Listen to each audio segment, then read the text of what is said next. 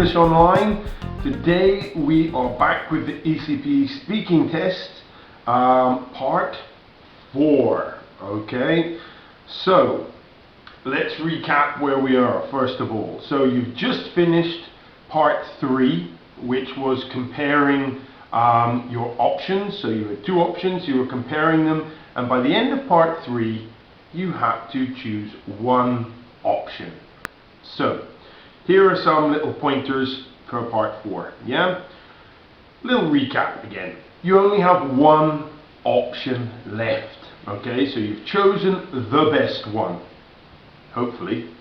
Now you have to present this option to the other examiner. So what's going to happen at this stage is the examiners are going to change round.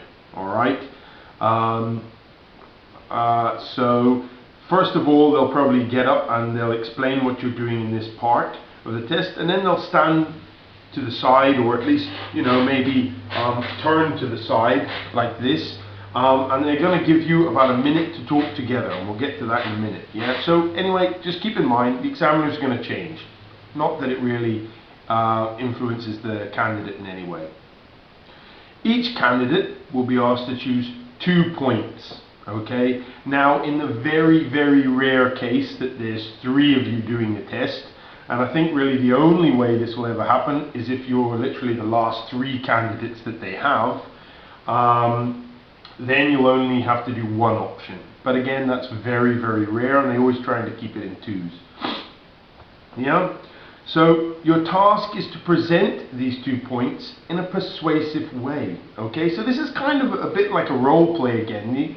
The other examiner is going to come in, and let's say, I think in our scenario we were teachers, this would be the principal or the headmaster. Yeah, and you're going to have to, as a teacher, persuade the headmaster or principal that this is the best trip for the teenagers. Okay, so it's still all like scenario driven pretty much. And you've got to be persuasive. The more persuasive you are, the higher your marks will be. Okay, so here we are back at this again. So the examiner will explain what you're going to do. Then he'll leave the candidates for a minute to organize their ideas. Okay, so during this minute, speak in English. Okay, you're not being marked on what you say, but the examiners will be listening to make sure maybe one student isn't bullying another or being too pushy, but they are listening, so speak in English. And you can use this minute to basically organize who's going to go first, who's going to go last, who's going to do the conclusion, and even talk about the points and help each other with what you're going to say. So this is a real chance for the candidates to actually help each other out, brainstorm, come up with ideas, use it. Use this minute. It's very important. Okay? So, and again, some more reminders. The examiners will change round. You can now look at each other's options. Okay? Finally, you don't have to use your notes. So say they were using Susan's option, David and Susan, this example we were with. Say they were using Susan's option. Susan, they would be able to look at Susan's sheet now. Alright? So, no more notes. Finally. Alright. So, let's have a little look, shall we? Alright, so let's say, it is Susan's option. Excellent. They chose Susan's option of a forest park. Okay, so this is the kind of thing that they're going to be doing during this 1 minute that they have. Alright, so they're going to look at the options, and together they're going to say, okay, which options, which do you think are the 4 best points, the 4 biggest advantages? Okay, and David will say, okay, if you don't mind, I would really like to talk about this 45 minutes by bus, and I'm going to say that it's very close, and because of this the children won't get bored, and this is very important. And Susan says, that's a very good idea. You could also say that the school owns a bus or something like that. Yeah. And David will say, and I'll also cover the guided tours provided, and I'll say that it'll give them lots of information and it'll be very enjoyable. And Susan says, okay, great, I agree with those points. What do you think if I do a wide variety of walks and the diverse range of plants and animals. Okay, so they'll learn a lot and it'll be very educational. Yep. So also during this part, they select their 2 points each, and they're going to organize who kind of goes first. Okay, so David might turn around and say, okay, is it okay with you if I go first, and then I'll introduce you, and then you can sum up at the end. And Susan says, okay, that sounds fine by me.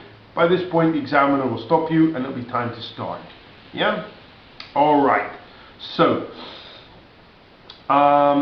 let's have a look at a diagram to show you how this kind of works, so you can get it straight in your head. Okay? So, we're going to use David as an example here, as I said. So, at the very top, the orange box, you can see David introduces his options. All right? Well, introduces the 4 options that they had. Then David, introduces his 2 points. All right? After he does that, he introduces Susan, and he says, now my colleague Susan will continue. Susan says thank you. She goes in and introduces her 2 points, and then in the purple box you can see there, Susan very briefly sums everything up. You know, in like 2-3 sentences. Not a long-winded thing, very quick. All right? Good.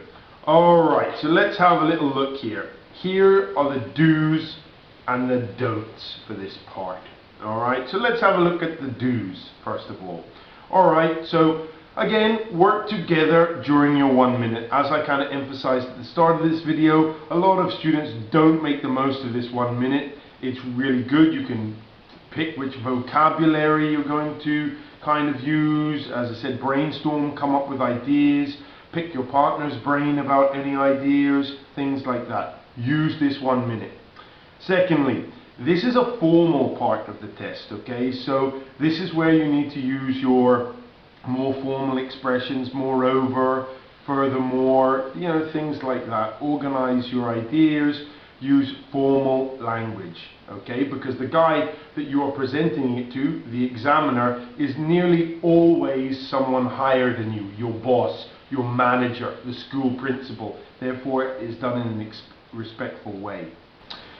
Be as persuasive as possible. This is pretty straightforward because that's the whole point of this part. You must persuade the examiner, yeah? So you are looking at the examiner during this part, yeah?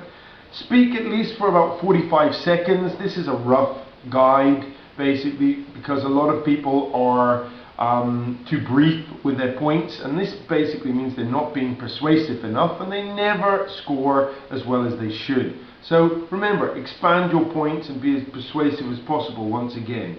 And lastly, look at the examiner. So in part 3, it's pair work, you're looking at each other. Here, part 4, you're presenting your ideas to the school principal or the examiner, so you should be making eye contact with him.